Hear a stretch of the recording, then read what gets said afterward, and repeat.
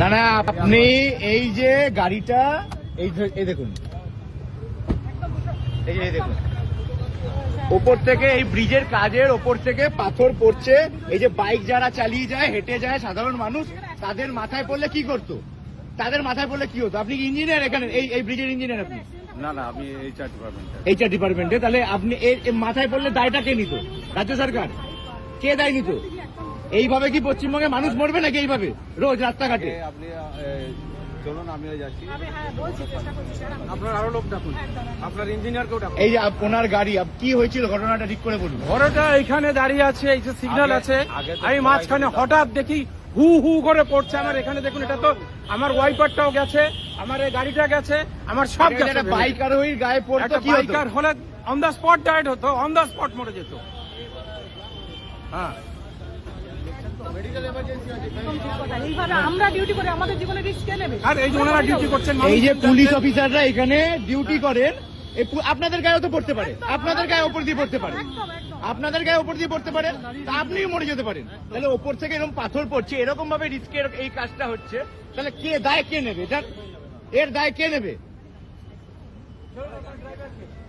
কোন সেফটি ছাড়া আজকে এই রাস্তার কাজ হচ্ছে, মানে পশ্চিমবঙ্গের মানুষ কুকুর ছাগল ভাবে এভাবেই রাস্তাঘাটে মরবে। এই দেখুন পুরো জ্যাম হয়ে গেছে, উনি রাস্তা ব্লক করে দিয়েছে।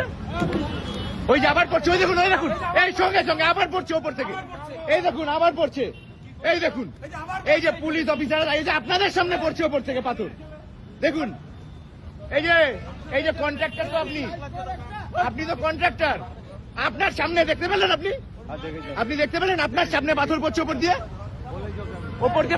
ওই যে পাথর পড়ছে। এই যে সাধারণ মানুষের সেফটি নেই। না না, আপনি এই যে গাড়িটা এই দেখুন, এই দেখুন ওপর থেকে এই ব্রিজের কাজের ওপর থেকে পাথর পড়ছে। এই যে বাইক যারা চালিয়ে যায়, হেঁটে যায় সাধারণ মানুষ, তাদের মাথায় পড়লে কি করতো? তাদের মাথায় পড়লে কি হতো? আপনি কি ইঞ্জিনিয়ার এখানে? এই ব্রিজের ইঞ্জিনিয়ার আপনি? না না, আমি এইচআর ডিপার্টমেন্টে। তাহলে আপনি মাথায় পড়লে দায়টা কে নিত? রাজ্য সরকার? কে দায় নিত? এইভাবে কি পশ্চিমবঙ্গে মানুষ মরবে নাকি এইভাবে রোজ রাস্তাঘাটে? আপনি চলুন, আমিও যাচ্ছি। আপনার আরো লোক ডাকুন, আপনার ইঞ্জিনিয়ারকেও ডাকুন। এই যে ওনার গাড়ি, কি হয়েছিল ঘটনাটা ঠিক করে বলুন। ঘরটা এখানে দাঁড়িয়ে আছে, এই যে সিগন্যাল আছে, আমি মাঝখানে হঠাৎ দেখি হু হু করে পড়ছে। আমার এখানে দেখুন, এটা তো আমার ওয়াইপারটাও গেছে, আমার এই গাড়িটা গেছে, আমার সব গেছে। বাইকার হয়ে গায়ে পড়তো, কি হতো? বাইকার হলে অন দা স্পট ডায়েট হতো, অন দা স্পট মরে যেত। হ্যাঁ,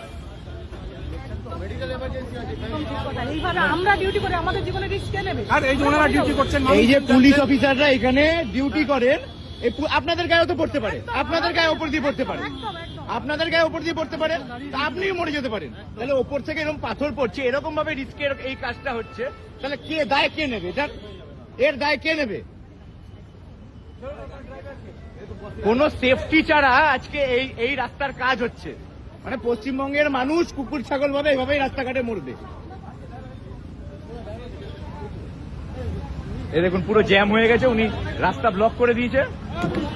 ওই যে আবার পড়ছে, ওই দেখুন, ওই দেখুন, এই সঙ্গে সঙ্গে আবার পড়ছে ওপর থেকে, এই দেখুন আবার পড়ছে, এই দেখুন, এই যে পুলিশ অফিসার, এই যে আপনাদের সামনে পড়ছে ওপর থেকে পাথর। দেখুন এই যে কন্ট্রাক্টর তো আপনি তো কন্ট্রাক্টর, আপনার সামনে দেখতে পেলেন? আপনি দেখতে পেলেন আপনার সামনে পাথর পড়ছে ওপর দিয়ে, ওই যে পাথর পড়ছে। এই যে সাধারণ মানুষের সেফটি নেই।